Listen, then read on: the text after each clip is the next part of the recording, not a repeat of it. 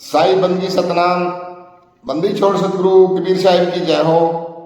आज हम जानेंगे सतगुरु नितिन साहब जी से के सोही गुरु पूरा कहावे, सोही गुरु पूरा कहावे, दो अक्षर का भेद बतावे, एक छुड़ावे एक लखावे, तब प्राणी निज घर को जावे।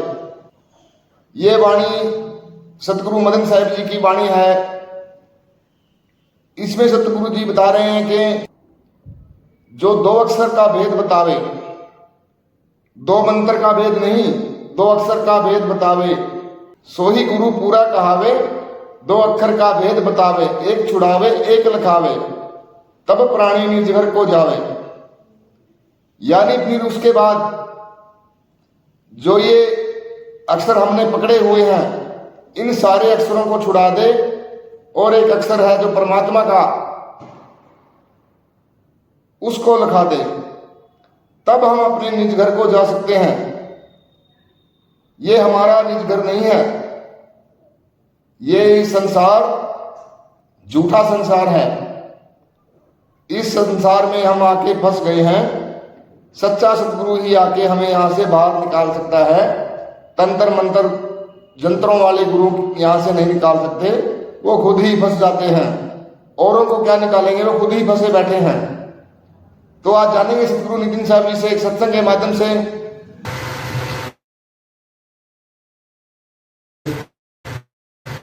भिवानी में मूल ज्ञान का प्रचार प्रसार हो रहा है। बहुत बड़े भाग होते हैं उन जीवों के जो इस मूल ज्ञान को अपने पूरे जीवन में एक बार भी सुन पाता है, और उससे भी बड़े भाग होते हैं उन जीवों के जो इस ज्ञान को थोड़ा सा भी समझ पाते हैं।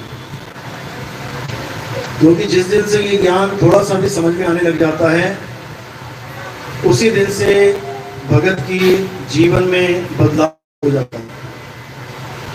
उसकी विवेक शक्ति बढ़ने लग जाती है कि उसको सत्य और असत्य, उसको सच और झूठ, उसको भक्ति और पाखंड में फर्क नजर आने लग जाता है। जड़ चेतन का भेद समझ में आने लग जाता है।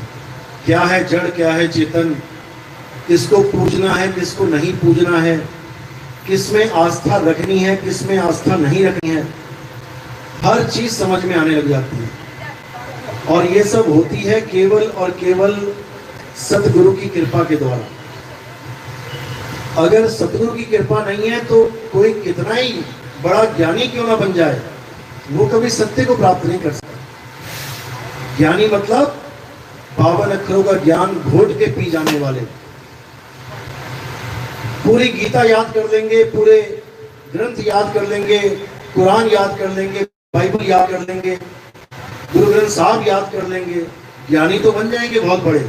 नाम भी इनका ज्ञानी रखा जाता है, ज्ञानी जी। लेकिन उस सत्य वस्तु का, उस सार वस्तु का भेद कभी प्राप्त नहीं कर पाएंगे। क्योंकि साहिब ने बोला कि पोथी पढ़ पढ़ जग हुआ और भयो न पंडित कोई, और एक ही आखर पीव का पढ़े सो पंडित हो। अब एक अक्षर पीव का तो कोई समझ नहीं पाया, तो इस दोहे को बदल दिया। एक अक्षर की जगह बना दिया 2.5 अक्षर प्रेम का, पढ़े सो पंडित हुए। अब आसान हो गया। नहीं तो एक अक्षर पीव का होगा तो समझाना पड़ेगा एक अक्षर कौन सा है भैया वो पीव का। तो उस दोहे को ही बदल दिया, पोथी पढ़ पढ़ जगमुआ भयो न पंडित कोई, और 2.5 अक्षर प्रेम का पढ़े सो पंडित हुए, ये बना दिया। अब आसान हो गया। अब बात प्रेम पे चलिए कि अपने गुरु से प्रेम करो, अपने भगवानों से प्रेम करो, इससे प्रेम करो, उससे प्रेम करो। और सत्य वाली बात, क्योंकि एक अक्षर पीप का वो सत्य नाम की तरफ इशारा है। 52 अक्षर जोरे आन, सकिया न अक्षर एक पहचान। सत का शब्द कबीरा कहे, पंडित होए सो अनपढ़ रहे। और पंडित जन को यो विहार, ज्ञानवंत को तत्व विचार। जो तत्व विचार है वो एक ही है। पानी एक है, नाम अनेक हो सकते हैं, जल वाटर नीर दोए, लेकिन पानी एक ही है। तो उस तत्व पे विचार करने को ही कहते हैं एक है अक्षर पीव का, और पढ़े सो पंडित हुए। जिसने उस अक्षर को पढ़ लिया वही पंडित है, बाकी सब ज्ञानी बैठे हुए। तो आज का सत्संग उसी एक अक्षर पे होगा, क्योंकि सवाल भी आए थे सत्संग से पहले कि ये 52 अक्षर क्या है, एक अक्षर क्या है। तो इसका पूरा खुलासा आज करेंगे। तो सत्संग शुरू करने से पहले परमात्मा के नाम पे जयकारा लगाएंगे और फिर सत्संग स्टार्ट करेंगे। बोलिए परमपिता परमात्मा की, बंदी छोड़ कबीर साहिब की, सभी संतों की, सभी भक्तों की, आज के आनंद की, सकल हंस को बंदगी साहेब बंदगी सकल। तो कबीर साहब समझा रहे हैं कि सारा खेल एक अक्षर का ही है, लेकिन उस एक अक्षर को समझने में जन्मों जन्म बीत जाते हैं। कौन सा है वो एक अक्षर? क्या वो हिंदी का है? क्या वो पंजाबी का अक्षर है? क्या वो अरबी का, फारसी का, जापानीज, चाइनीज, मंगोलियन, कौन सी भाषा का अक्षर है? असल में वो किसी भाषा का अक्षर है ही नहीं। वो मुंह से बोले जाने वाले, हाथ से लिखे जाने वाले, आंखों के द्वारा देख के पढ़े जाने वाले अक्षर की बात ही नहीं है। इसीलिए साहिब समझा रहे हैं, सोई गुरु पूरा कहावे, जो 2 अक्षर का भेद बतावे, एक छुड़ावे। ये जितनी भी भाषाओं के अक्षर हैं, जिसको जप जप के इंसान ने अपनी दुर्गति कर ली है। दुर्गति, नाम जप जप के दुर्गति को प्राप्त हो गया है। दुर्गति क्यों बोल रहा हूं? क्योंकि उससे मुक्ति नहीं होती। अब मुक्ति नहीं होगी तो क्या होगी? या तो मुक्ति है या फिर दुर्गति है। तो दुर्गति होती है नाम जप के। इसलिए कबीर साहब ने 52 अक्षर का भरपूर खंडन कर डाला। साहिब ने यहां तक बोल दिया, मुंह को कहां ढूंढे रे बंदे, मैं तो तेरे पास में, नाम है जप में। अब जपा क्या जाता है? ये जितने बाबा लोग बैठे हैं भारत में, बड़े बड़े आश्रम बना के, ये बड़े यही बानी रहे हैं, नाम है जप में। इनसे पूछो जपेंगे क्या? नाम ही तो जपेंगे, और क्या जपेंगे? तुम लोग नाम ही तो दे रहे हो जपने के लिए, और बाणी गा रहे हो नाम है जप में, नाम है तप में। बताओ, यानी काल भगवान ने ऐसा ताला लगा दिया है विवेक बुद्धि पे, अकल पे ऐसा ताला लगा दिया, खुलने का नाम ही नहीं ले रहा। और अगर तुम जाके खुलना चाहो, उसको बताना चाहो, तो कहते हैं तुम्हारी जान के दुश्मन बन जाएंगे। साच कहूं जग मारन घावे, और झूठे को पतियाई हो, कहे कबीर सुनो भाई साधो हमसे, झूठ कहा ना जाई हो। भैया तुझे अच्छा लगता है कि बुरा लगता है, वो तेरी प्रॉब्लम है। हम यहां सत्य बताने आए हैं, सत्य बताएंगे। मानना नहीं मानना वो तेरी मौज है, वो तुम्हारा खेल है। सरकार ने एटीएम के अंदर नोट में क्या क्या निशानियां होती है लगा रखा है, वहां पे जाओ, उसको देखो, समझो, तो नहीं ठगे जाओगे। नहीं समझोगे तब भी तुम्हारी मौज है। नकली नोट सरकार के पास थोड़ी नहीं आएगा, तुम्हारे पास आएगा। इसी प्रकार जन्म तुम्हारा बर्बाद होगा, बाबा जी का नहीं। तुम्हारा जन्म बर्बाद होगा। अपने जन्म को देखो, बाबा जी तो इसी जन्म में ऐश करके चले जा रहे हैं। तुम एक कमरे में बैठे हो, बाबा 1000 वाले कमरे में बैठा हुआ है। तुम छोटे से झोपड़ी में बैठे हो, महल में बैठा हुआ है। तुमसे पैसे इकट्ठे, चंदा इकट्ठा करके महल बना रखा हम लोगों ने। तुम्हारे समझाने से वो नहीं समझेंगे, लेकिन तुम्हें समझना पड़ेगा। तुम समझ कर भी अगर उनके पास जाओगे कि बाबा जी कबीर साहब तो ऐसे कहते हैं, नाम है जप में, नाम है तप में, आप नाम दे रहे हो, वो कहेंगे जा तू जा, जहां जाना जा, ये बकवासबाजी मत कर हमारे साथ, क्योंकि गद्दी नहीं छूट रही है, नहीं छूटेगी। और अगर उसकी बात मान ली तो छोड़नी पड़ेगी, फिर गुरु का आएगा, फिर तो चेला बन गया वो। तो दिक्कत यहां पे है, क्योंकि गुरुवाई के चक्कर में सच को किनारे कर दिया जा रहा है। और कबीर साहब क्या कह रहे हैं? सब काहू का लीजिए साचा शब्द निहार, और पक्षपात मत कीजिए, कहे कबीर विचार।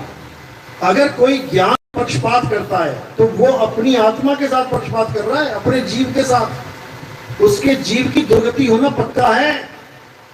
अगर पक्षपात उसने कर लिया, पक्षपात नहीं करना है। मान के कि आपको 50 सालों से गलत सामान खिलाया जा रहा है, गलत बिल्कुल। जिस दुकान से आप खाते हो वो आपको गलत खाना खिला रहा है।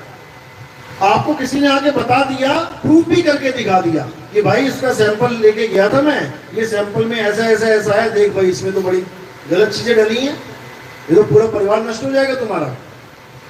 जानने के बाद भी अगर वो नहीं बदल रहा है तो फिर वो अपने साथ धोखा कर रहा है, किसी का कुछ नहीं जाएगा।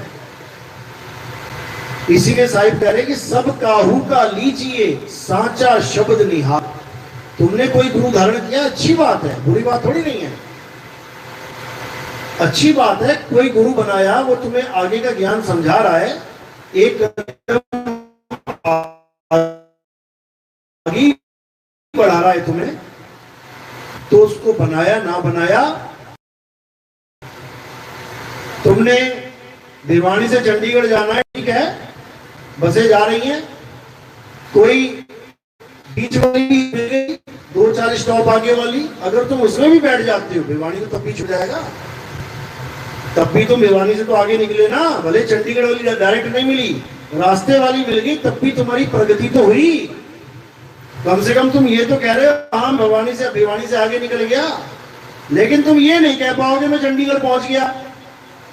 अब तुम रास्ते में रुक गए, वो बस वहीं तक थी, आगे कोई मिली नहीं, तो क्या तुम्हारा सफर सफल हो गया? जहां तुमने जाना था पहुंच गए? नहीं पहुंचे तो इससे अच्छा तो भिवानी में बैठे रहते। भिवानी में बैठ के भी नहीं पहुंचे थे और बीच में लटक के भी नहीं पहुंचे, तो क्या फायदा हुआ उसका?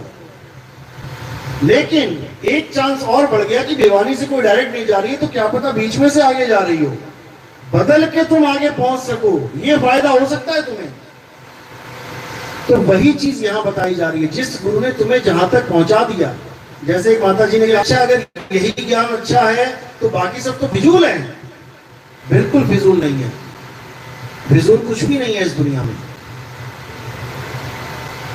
फिजूल इसलिए नहीं है क्योंकि ये ज्ञान समझने के लिए भी तुम्हें वो ज्ञान समझना पड़ा है।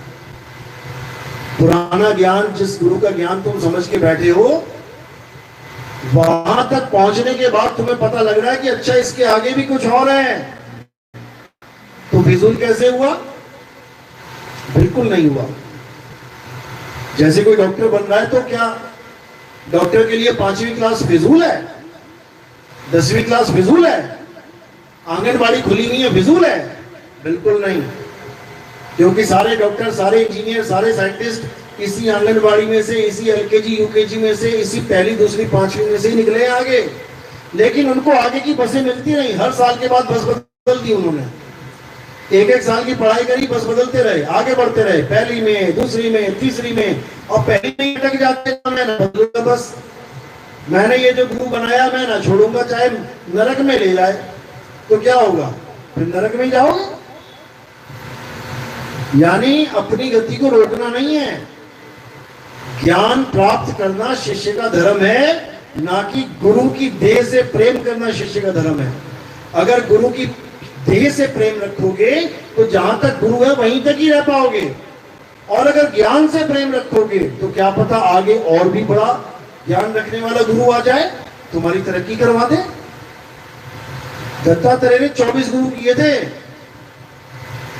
उसका उदाहरण दे देंगे कि उन्होंने 24 गुरु किए।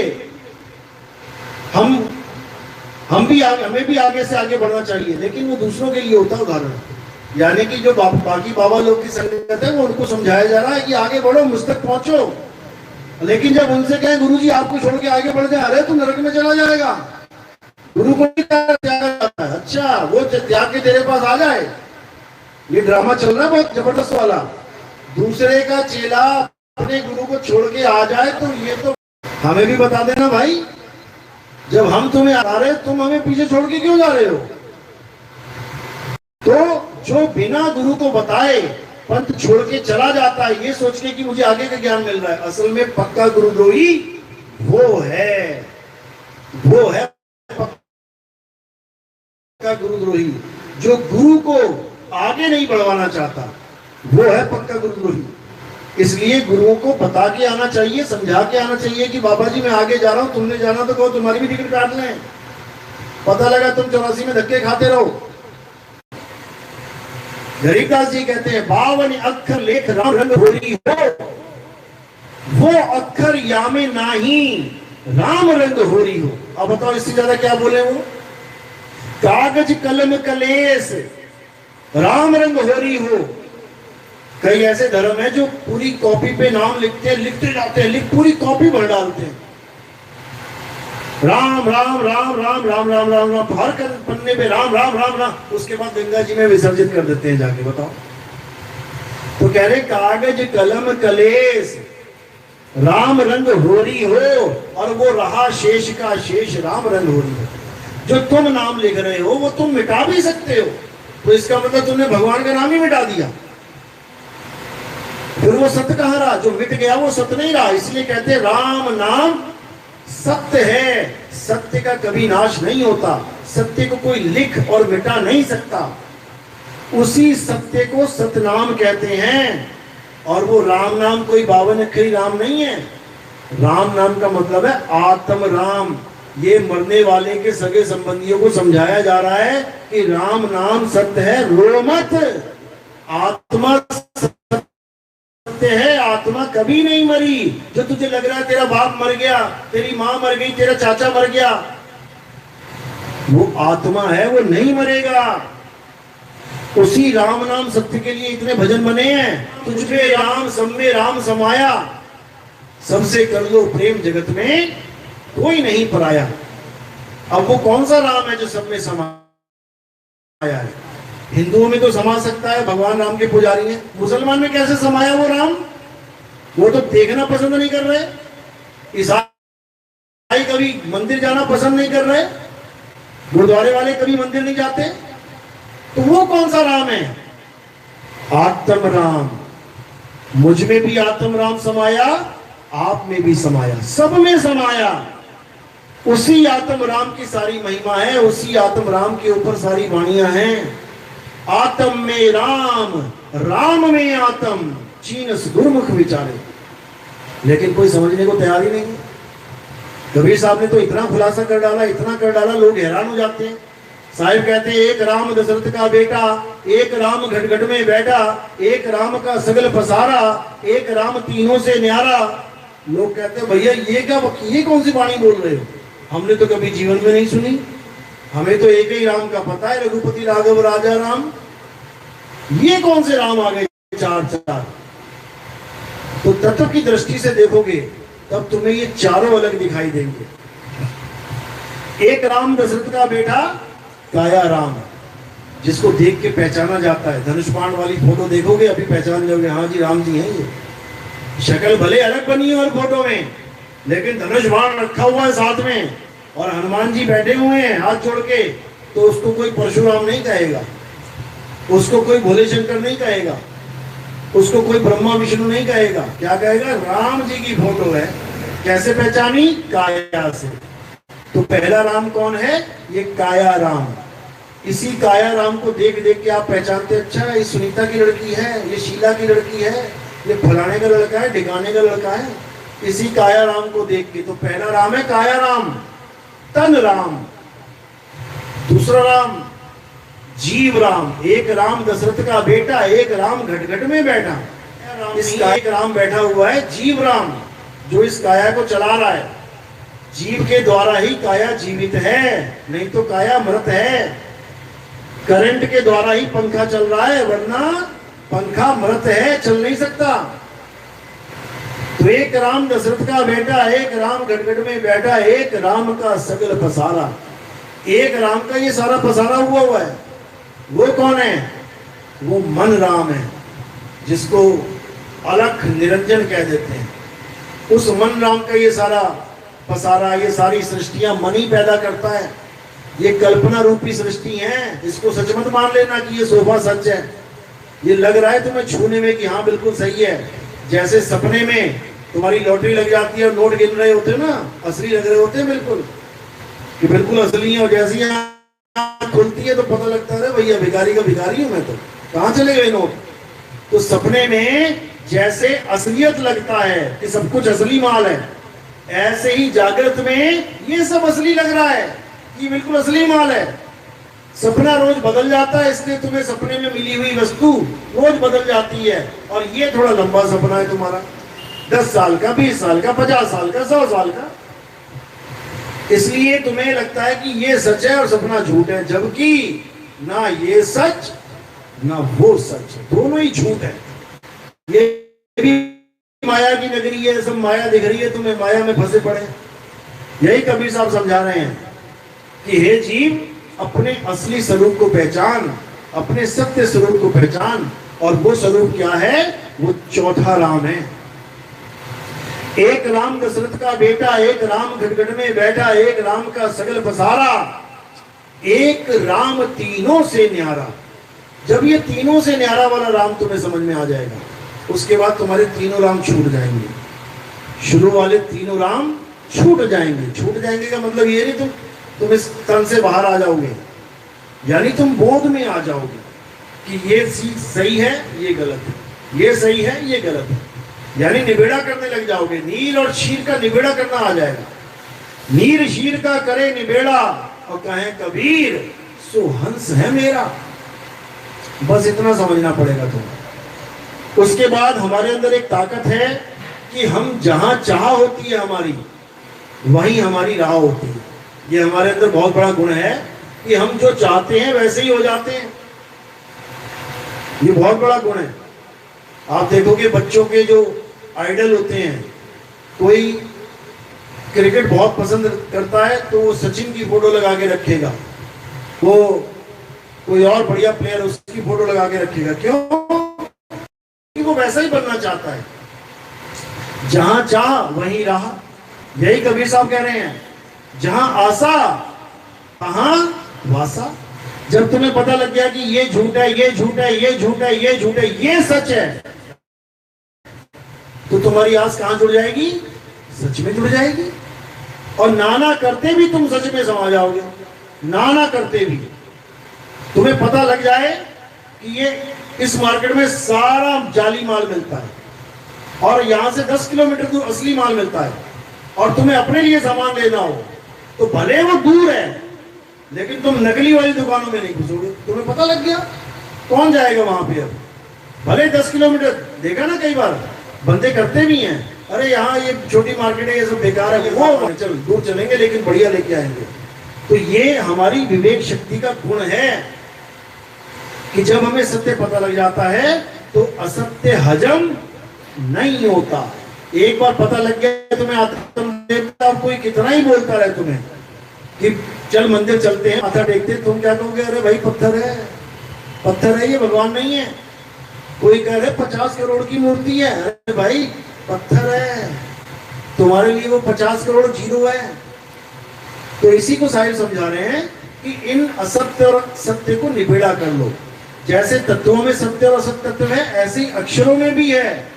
इसलिए 2 अक्षर का नाम बता दिया कि एक छुड़ाए, ये सारे अक्षर छुड़वा दे, और एक लखाए, वो आत्म रूपी अक्षर जिसको आदि अक्षर कहते हैं।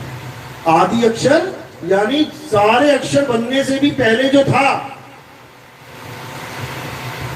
उसको आदि अक्षर बोला है। और 52 अक्षर ये इंसान ने जब पढ़ना लिखना सीखा, बोलना सीखा, उसके बाद बने।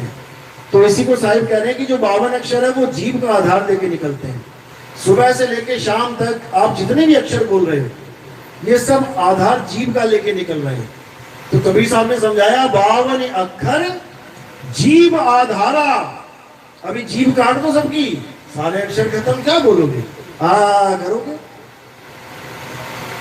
52 अक्षर जीव आधारा, आदि अक्षर जीभ्या से न्यारा, और वाही को सत्य सिमरण कहिए, और सिमर सिमर नर उतरो पारा।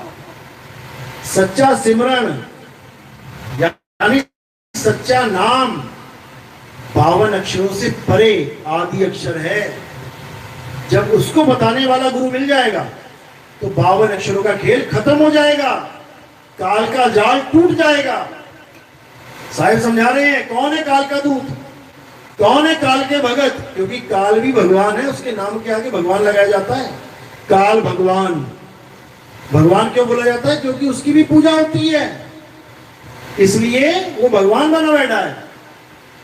तो उसी को समझाया जा रहा है कि काल भगवान और परमात्मा के नाम में जो फर्क है उसको जान लो। कौन है काल का दूत? जो 52 अक्षरी नाम देके आपको कहे बेटा मरते दम तक इस अक्षरों को जपते रहना, ये नाम मत छोड़ना, वही काल का दूत है। तो साहिब कह रहे हैं जो नर पड़े 52 के फेरा, सो नर जानो काल के चेरा। वो काल के चेले हैं जो 52 अक्षरों को लेके बैठे हैं, भले वो परमात्मा परमात्मा ही क्यों ना जप डालें। अब किसी को पूछो परमात्मा परमात्मा अगर हम जपेंगे तो ये काल का नाम है कि परमात्मा का?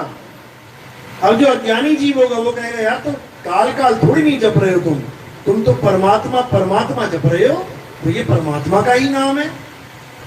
बिल्कुल नहीं, ये काल की ही साजिश है कि परमात्मा का नकली नाम बना के बैठा हुआ है ये 52 अक्षरी।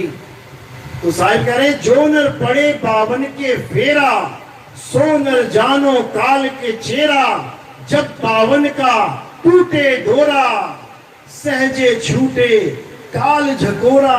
और फिर नहीं आए फिर नहीं जाए, सार शब्द में रहे समाये। यानी जो काल के जाल में असल में वो 52 अक्षरों में फंसे पड़े हैं, और जब तक 52 अक्षर नहीं छूटे, आदि अक्षर का सिमरन नहीं चालू हुआ, तब तक ये काल जाल नहीं छूट सकता। भूल जाओ। इसलिए कबीर साहब कि ऐसा गुरु आएगा तुम्हारे जीवन में जो 52 अक्षरों का भेद समझा के 52 से गुना तोड़ देगा, तब समझना कि हाँ अब तुम्हें कोई बंधन में नहीं डाल सकता। तो कह रहे जब 52 का टूटे डोरा, सहजे छूटे काल झकोरा। और फिर नहीं आए फिर नहीं जाए, फिर वो जीव ना तो कभी आएगा ना कभी जाएगा, वो जन्म मरण से भवसागर से पार हो जाएगा। इसीलिए बोला ना कहीं आना ना कहीं जाना, आपे में आप समाना। फिर वो अपने स्वरूप में समाएगा, अपने सत्य स्वरूप को जानेगा, उस स्वरूप को जानेगा जिसको अग्नि जला नहीं सकती, वायु सुखा नहीं सकती, जल भिगो नहीं सकता और शस्त्र उसको काट नहीं सकते, जिसकी महिमा गीता में भी गाई है। नैनम छिंदन्ति शस्त्राणि नैनम दहति पावका न चैनम क्लेदन तापो ना शोषति मारुता। हे अर्जुन, इस आत्मा को ना तो कोई शस्त्र काट सकता है, ना अग्नि जला सकती है, ना वायु सुखा सकती है, ना जल भिगो सकता है। इसी आत्मा को प्राप्त करना हमारे जीवन का एकमात्र लक्ष्य है, दूसरा कोई लक्ष्य है ही नहीं। तुम नौकरी कर रहे हो नहीं कर रहे हो कोई मतलब नहीं। नौकरी नहीं कर रहे हो, बिजनेस कर लो, बिजनेस भी नहीं आ रहा है, दिहाड़ी कर लो, दिहाड़ी भी नहीं हो रही है, जूते काट लो, पॉलिश सीख लो। मुद्दा पैसा कमा के खाना खाना है, मुद्दा बड़ा आदमी बनना नहीं है, वो हमारा लक्ष्य नहीं है।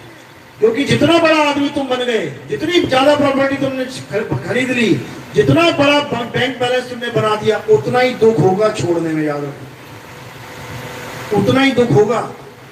एक आदमी झोपड़ी में रहता है, उसके झोपड़ी में ना टीवी है ना फ्रिज है, कुछ नहीं है, और एक आदमी 50 करोड़ की कोठी में रहता है, भूकंप आया, दोनों भागे घर से बाहर, एक की झोपड़ी टूट गई, एक का पूरा मकान टूट गया, गिर गया, खत्म हो गया। कौन ज्यादा रोएगा? कौन रोएगा? झोपड़ी वाला कहेगा जाने दे यार, दोबारा बना लेंगे। वो कहेगा अरे मेरी सारी उम्र की दौलत खत्म। तो जो जितना बड़ा आदमी, जितनी ऊंची दुकान, उतने ही फीके पकवान। इसलिए साहिब कह रहे हैं ये नहीं कि काम धंधा छोड़ दो, वो कह रहे हैं साहिब इतना दीजिए और जामे कुटुंब समाए, और मैं भी भूखा ना रहूं साधु भूखा ना जाए। यानी ना तो मेरे बच्चों का पेट खाली रहे, ना मेरा पेट खाली रहे, और कोई साधु संत महात्मा आ गया, कोई रिश्तेदार आ गया, कोई तुम्हारा आ गया कोई, उसको हम खाना भी खिला सकते। बस काम नहीं रुकने चाहिए, काम नहीं रुकने चाहिए। काम रुकेंगे तब दिक्कत है। लेकिन अंधी दौड़ भी नहीं दौड़नी चाहिए कि मेरे पास 5 लाख है, मैं इसके 20 बना लूं, 20 है तो मैं 40। उसके बनाने के लिए तुम परिवार से भी दूर हो जाओ, तुम भक्ति से भी दूर हो जाओ, तुम एक अच्छा संस्कार है कि 2 नंबर का काम नहीं, उससे भी दूर हो जाओ कि चल यार 2 छोड़ 4 नंबर का काम कर लेंगे, आने दे तू बस।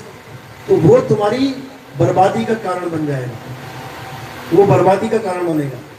तुम मेहनत से पैसा कमाओगे, तुम्हारे बच्चे देखेंगे पापा कितनी मेहनत करते हैं, मम्मी कितनी मेहनत करती है, हमें कुछ ऐसा करना है कि इन लोगों को आराम मिले, ये संस्कार बनेगा उनका। अब वो देख रहे हैं यार पापा रोज 5 गड्डियां लेके आते हैं, 500-500 भी नोट किया, कोई कमी नहीं है। अब कोई इतना बेवकूफ तो है नहीं बच्चा कि उसको पता नहीं है कि भाई ऐसी कोई जॉब नहीं है जिसमें 500 की गड्डियां आ रही हैं। उनको भी नहीं पता क्या, उनको लगता आ रहा है तो फिर उड़ाओ। फिर उनको मेहनत की वैल्यू खत्म कर देते हैं वो लोग, बिना मेहनत के आ रहा है। तो इसलिए संस्कार अच्छा हो और काम रोके ना, उससे अच्छा जीवन इस दुनिया में कोई है ही नहीं। ये मत सोचो कि सारा तुम्हारे ऊपर ही कंधों का भार है कि आने वाली 101 पीढ़ी का तुमने ठेका ले रखा है कि इतना कमा दूं कि मेरा बेटा भी, मेरा पोता भी, मेरा पोता पड़पोता भी, लकड़ पोता भी, अकड़ पोता भी, सारे तुम्ही ने ठेका ले लिया है। सब अपनी किस्मत लेके आते हैं, सब हर बच्चा अपनी किस्मत लेके आता है, उसकी किस्मत का उसको करने दो ना, स्ट्रगल करने दो। अब चिड़िया ने अपने बच्चे को उड़ना नहीं सिखाया कि मैं हूं ना, मेरे पंख हैं ना, मैं लेके जाऊंगी तुझे यहां से वहां, उड़ना ही नहीं सिखाया उसको। तो क्या वो सदा रहेगी? सदा नहीं रहेगी। जैसी वो मरी वैसे उसके बच्चे भी मरेंगे, दाने दाने को मोहताज होंगे। कोई सांप आ गया उड़ ही नहीं पाएंगे, पकड़ के खाएगा उनको। तो कहने का मतलब कि साहिब इतना दीजिए जामे कुटुंब। अगर तुम्हारा पूरा दिन खा पी के बढ़िया से निकल रहा है, भले बैंक में अकाउंट में पैसे नहीं है, तब भी तुम सबसे सुखी इंसान हो जीवन में। ठीक है, होने भी चाहिए, ये नहीं कहता बिल्कुल नहीं, कोई बीमारी आ जाए कुछ आ जाए, लेकिन परमात्मा पे विश्वास है तो वो भी ठीक होगी, कम पैसों में ठीक होगी। अगर तुम पूरे विश्वास के साथ जुड़े हो तो मालिक की दया होती है, बाकी अपने अपने कर्म होते हैं। मैं ये नहीं कहता कि सारे ठीक हो जाएंगे, ऐसा भी नहीं है, कर्म भी भुगतान है, क्योंकि पिछले जन्मों के क्या क्या कर्म करके आए हो उसकी सजा मिल रही है। अब तुम कहो यार मुझे ही क्यों मिल रही है, क्योंकि तूने ही किए हैं, और किसी ने किए होते तो उसको भी मिल रही होती। कई बार हम कहते हैं हे भगवान मेरे सारे कर्म माफ कर दो। अगर तुम्हें तुम्हारे कर्म दिखा दिए जाए ना LCD पे जिसकी ये भुगतान हो रहा है, और तुम्हें ये भुलवा दिया जाए, दिमाग से निकलवा दिया जाए कि ये तू ही है, और तुमसे पूछा जाए कि यार सजा मिलनी चाहिए, तो बढ़िया वाली बताओगे तुम भी कि यार इतना बेकार आदमी है, छोटे से बच्चे को गला घोट के मार दिया, इसको तो फांसी पे चढ़ा देना चाहिए। और माया ने बुद्धि भ्रष्ट करके उसके पिछले जन्मों में ये काम करवा रखे हैं उससे। आज बच्चों को मार देते हैं कई लोग गला घोट के, तो क्या उनको पता नहीं है कि एक छोटे से बच्चे को तुम मार रहे हो? घर से बच्चों को उठा के ले जाते हैं लोग, उनको पता नहीं है कि किसी का बच्चा उठा के उसका हाथ काट दिया, पैर काट दिया चंद पैसों के लिए। उसको पता नहीं है क्या कि ये काम अच्छा हो रहा है कि बुरा हो रहा है? सब पता है, लेकिन माया ने ऐसा फंदा डाल दिया गले में कि उसको बेचारे को अंधा कर दिया।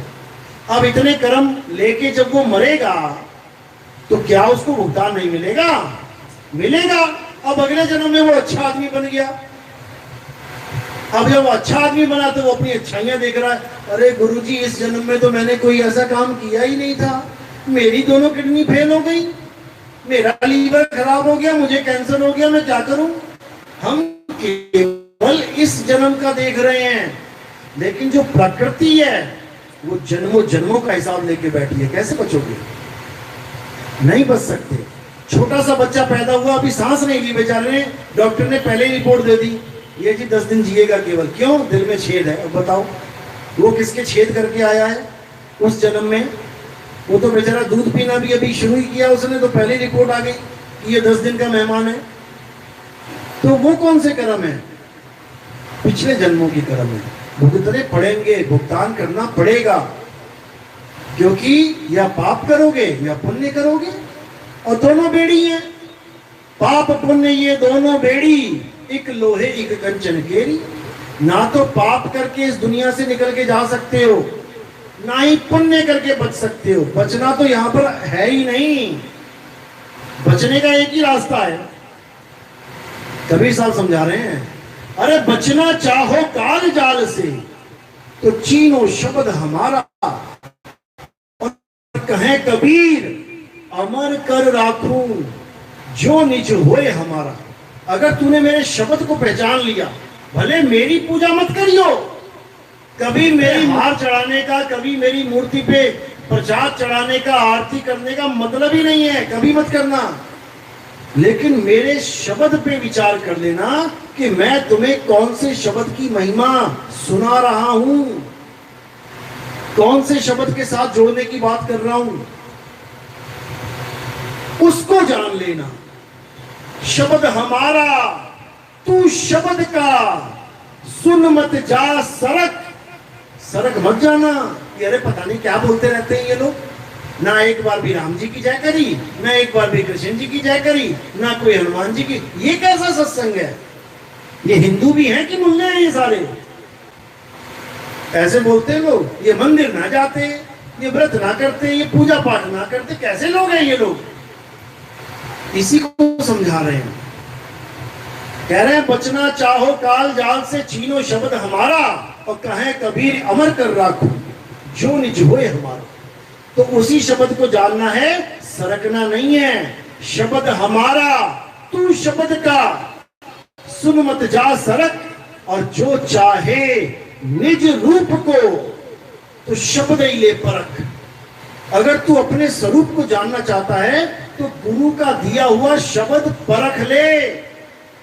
ऐसे मत लेके बैठ जाना कि मेरे गुरु जी ने नाम दे दिया राधा स्वामी तो वो तो मेरे लिए अमृत हो गया। नहीं हुआ। मेरे गुरु ने नाम दे दिया राम राम तो मेरे लिए तो वही अमृत है। नहीं हुआ। मेरे गुरु ने कोई और नाम दे दिया, कोई और नाम दे दिया, जो गुरु ने दे दिया उसी से पार हो जाएंगे? नहीं होंगे। क्यों? क्योंकि गुरु गुरु में भेद है, और गुरु गुरु में भाव। सोई गुरु नित वंदिए, जो शब्द बतावे दाओ। ऐसे गुरु की वंदना करनी है जो जपने वाले नाम नहीं, जो दाव लगाने वाला नाम दे। दाव लगाना है। दाव कैसे लगाना है? जब तुम्हारी कुश्ती होगी, किसी के साथ जंग होती है तो दाव लगाए जाते हैं। जब काल भगवान के साथ तुम्हारा पेचा पड़ेगा ना, अंत में जिसके पास दाव नहीं होगा रोएगा, गिड़गिड़ाएगा, हालत खराब हो जाएगी उसकी। और जिसके पास दाव होगा वो अपनी काया से अपने ध्यान को हटा लेगा और कहां लगा लेगा? शब्द में लगा लेगा। उसी शब्द से उसकी जन्म मरण से मुक्ति होगी। तो शब्द क्या करेगा? उसके सारे ध्यान को काया से खींच के अपने अंदर समा लेगा। इसी को बोला लोह चुंबक की प्रीत ज्यों, लोह को लेती उठाए, ऐसा शब्द कबीर का काल से लेत छुड़ाए। जैसे धरती लोहे को खींचती है, देखो सब धरती से चिपके पड़े हैं, धरती पे लोहा भी चिपका पड़ा है, खींच रही है उसको भी। लेकिन जब चुंबक आ गई तो धरती की ताकत उसके सामने जीरो हो जाती है। धरती भी पूरा जोर लगा रही है मैं इसको पकड़ के रखूं, और चुंबक कह रही है ले लगा जोर, कितना है तेरे पास। तो धरती को छोड़ के लोहा चुंबक की तरफ उड़ जाता है।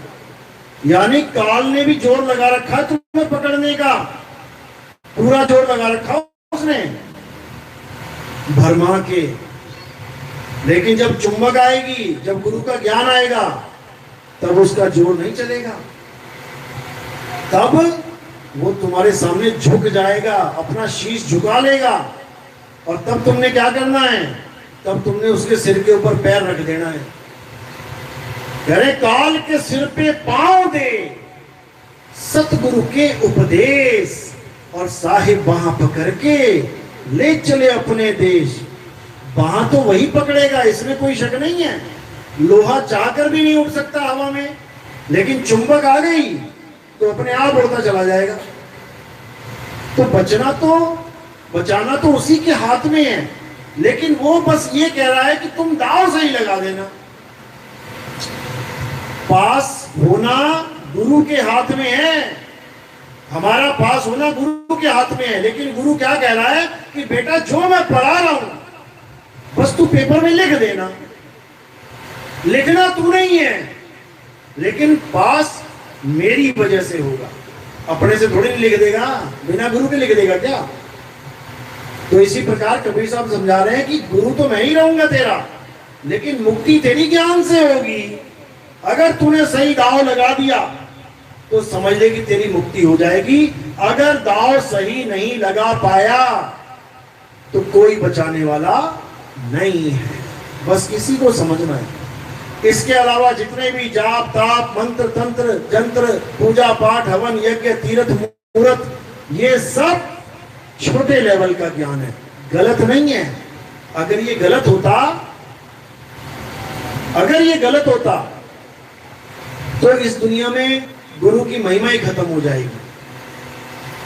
अगर ये गलत होता तो गुरु की महिमा ही खत्म हो जाएगी, क्योंकि शुरुआती गुरु तो यही हैं। अगर एलकेजी यूकेजी पहली पांचवी 10वीं गलत होता तो सारे स्कूल बंद कर दो, बनाओ डॉक्टर, किसको बनाते हो? अरे यहीं से हो के जाना है हमने। तो गलत वो भी नहीं है, लेकिन अधूरे हैं, पूरे नहीं है। इसलिए वाणी कह रही है सोई गुरु पूरा कहावे। पूरा है तो अधूरा भी है। अधूरा वो है जो अधूरा ज्ञान दे, पूरा वो है जो पूरा ज्ञान दे। गुरु तो दोनों तुम्हें सफेद कपड़े पहने होंगे, 5 तत्व पूरे हैं, हिंदी पंजाबी उर्दू सारे बोल रहे हैं, सबके अंदर हार्ट है, मांस है, खून है, सब कुछ है, लेकिन पूरा और अधूरा किसको बोले भाई? कौन है पूरा गुरु, कौन है अधूरा गुरु? ज्ञान। ज्ञान की वजह से, यानी पूरे ज्ञान की वजह से वो गुरु पूरा है, और अधूरे ज्ञान की वजह से वो गुरु अधूरा है। झगड़ा थोड़ी नहीं है। आज गुरु लोग झगड़ा कर रहे हैं। झगड़ा एक दूसरे से नहीं करना है, लठमारी नहीं करनी है, ज्ञान आधार से अपनी बात रखनी है। ज्ञान सामने रखो, जिसको चाहिए होगा ले लेगा, जिसको नहीं चाहिए नहीं ले लेगा। एप्पल का फोन सबसे बढ़िया है, ठीक है, लेकिन क्या सबके हाथ में एप्पल है? किसी को पसंद है, किसी को नहीं पसंद है, कोई दूसरी कंपनी में राजी है, ठीक है भैया, उसी में खुश रहे। तो कहने का मतलब सतनाम सबके लिए भी नहीं है कि सबको सतनाम मिल जाएगा। किसी को सतनाम से भी एलर्जी है। हमारा सत्संग सुन के एक बंदा कहता है, भैया एक बात बताओ गुरुजी। मैं बोल। कहता है ये सारी दुनिया छूट जाएगी, ये खाना पीना माँ बाप भाई बहन छूट जाएंगे। मैंने कहा बिल्कुल छूट जाएंगे। कहता फिर वहां जाके क्या करेंगे हम? अरे बोर हो जाएंगे पड़े पड़े। यहाँ मौज लगी, आज सुख है कल दुख है, आज रोना धोना कल को हंसी है, कितना मजा आ रहा है। मौत तो चलो आती आती है, सबको आएगी, हम भी मर लेंगे। मैं क्या आज मरेगा? आज नहीं मरेंगे तो बेटा उस दिन भी आज ही होगा, कल कभी नहीं आएगा। आज तुम्हें लग रहा है डॉक्टर साहब मुझे 10 साल का जीवन मिल जाए, 10 साल बाद फिर तुम यही कहोगे डॉक्टर साहब मुझे 5-7 साल का और जीवन मिल जाए, क्योंकि वो आज ही है। सोचो कितने साल हो गए तुम्हें, 40-40, 50-50, 60-60 साल हो गए जीते हुए, तो मन भर गया क्या जीने से? तुम्हें आज कोई कहे ना आज ही ले बेटा जहर खा ले आज ही, ना भैया मैं ना खाता।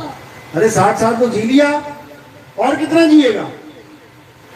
तो कोई भी इस जन्म मरण से निकल नहीं सकता बिना सार शब्द के, बिना अपने स्वरूप को जाने इस काया से कोई ऊब ही नहीं सकता।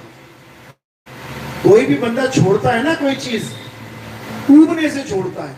किसी ने नई गाड़ी ले ली, चलाई 1-2 महीना, 6 महीना, 1 साल बढ़िया, उसके बाद धीरे धीरे धीरे उसका मन उबने लगा, यार वही गाड़ी, वही स्टीयरिंग, वही स्पीड, क्या करना है यार। नए नए कपड़े लेते हैं, पहली बार में ऐसा शौक चढ़ा होता है जैसे मैं बिल्कुल ही एकदम रानी बन गई, अप्सरा बन गई। थोड़े दिनों बाद वही सूट कहाँ पड़ा होता है, देखने को भी मन नहीं करता उसको।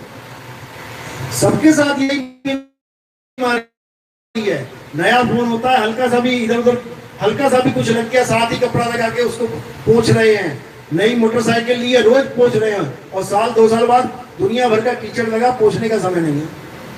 क्यों? क्योंकि वो चीजें मन से उतरने लग जाती, बंदा ऊब जाता है। लेकिन इस काया से कोई ऊब के दिखाए, कोई नहीं ऊब सकता। बुढ़िया को भी कहो ना मरने वाली है कि अम्मा चले अब, ना भैया जीना है।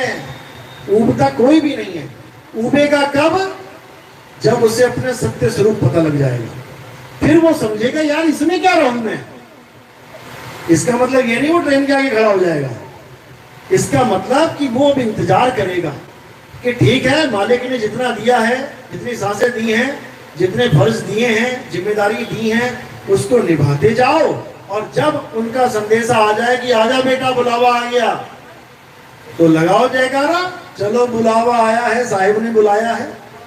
फिर ये दुनिया की तरफ पलट के मत देख लेना कि मेरा बाप, मेरी माँ, मेरा चाचा, मेरा मामा, मेरा जमीन, मेरी जायदाद, अगर ये बीज डाल दिया तो बेटा वापस आने की तैयारी कर लेना। कोई नहीं बचा सकता, क्योंकि बंधन में भी तुम ही हो और निर्बंध भी तुम्हें ही होना है। तू सिमरन किसका करे? तू ही है आपे आप। तू खुद को जान ले तो सब कुछ छूट जाएगा, खुद को नहीं जान पाया तो सबको पकड़ देगा। स्कूल जाता है बच्चा, स्कूल जाते हैं ना बच्चे, स्कूल जाने में कितनी बार रोना पड़ता है, कितनी देर तक रोना पड़ता है? रोते हैं ना बच्चे, सब थोड़ी रोते हैं। जो कहता है कि पापा मुझे स्कूल छोड़ के आओ, वो एक बार भी ना रोएगा। और जो कहता है मुझे नहीं जाना मम्मा, वो रोएगा। इसी प्रकार ये हमारे ऊपर डिपेंड करता है कि रोना है कि नहीं रोना है।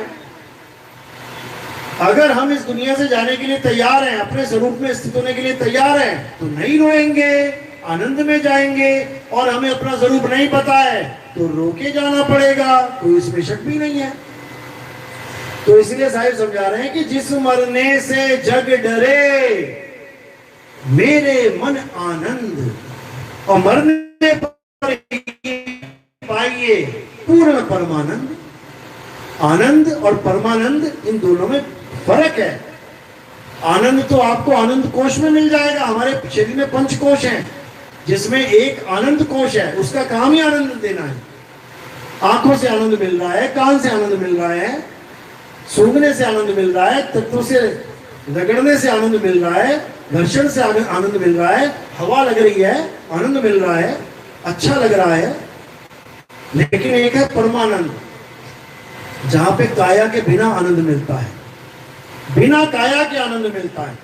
वो आनंद कभी नाश नहीं होता। ये आनंद नाश हो जाएगा। अभी अच्छा लग रहा है, अभी लाइट चली गई तो फिर पसीने पसीने। तो वो आनंद जो है वो आत्मिक आनंद है, वो आत्मा का आनंद है, वो निज आनंद है। निज आनंद कभी खत्म नहीं होता, क्योंकि आत्मा कभी खत्म ही नहीं होती।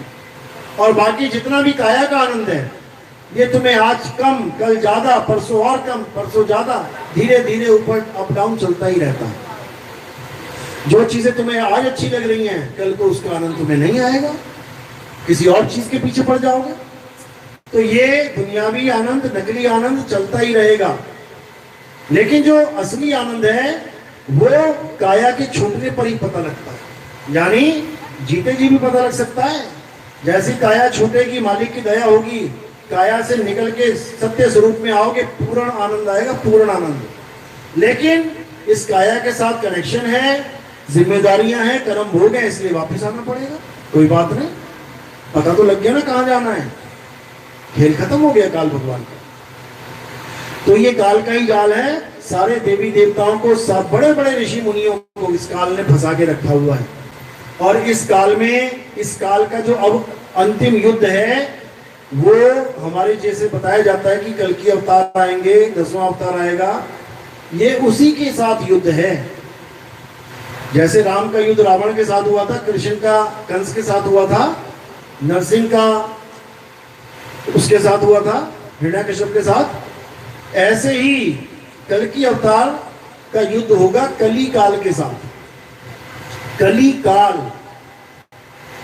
यही है अलख निरंजन, यही है मुसलमानों में जो शैतान बोला जाता है कि शैतान सबको भरमा रहा है, शैतान सबको बरगला रहा है, शैतान अल्लाह से दूर कर रहा है। यही है वो कली काल।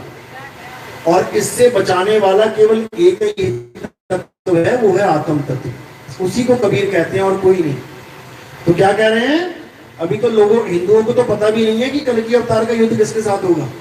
बड़े से बड़े पंडित से पूछ लेना जाके कि बाबा जी, पंडित जी, आप जो बीत गए अवतार उनकी पूजा करवा रहे हो, राम जी, हनुमान जी, कृष्ण जी, ये सब बीत गए, चले गए।